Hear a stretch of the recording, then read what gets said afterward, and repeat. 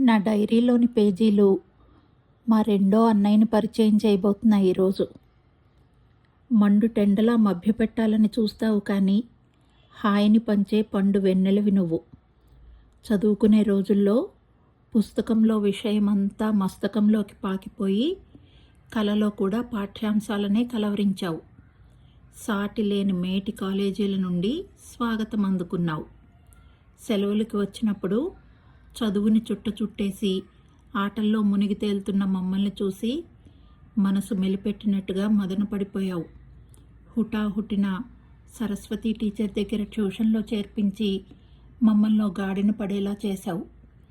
కలిసిన ప్రతిసారి నువ్వు సాధించిన విజయాలను పంచుకుంటూ చదువు విలువ తెలిసొచ్చేలా ప్రోత్సహించావు. ఫోటోలు తీయడం హాబీగా మార్చుకొని ఎన్నో అందమైన జ్ఞాపకాలని గుర్తుగా ఇచ్చావు. నీ పెళ్ళికి నాకు ఇష్టమైన పట్టులంగా ఓణీని బహుమతిగా తెచ్చావు. సిక్సర్ ఎవరని సిల్లిగా అడిగిన నన్ను క్రికెట్ కోసం కాలేజీ ఎగ్గొట్టేలా చేశావు.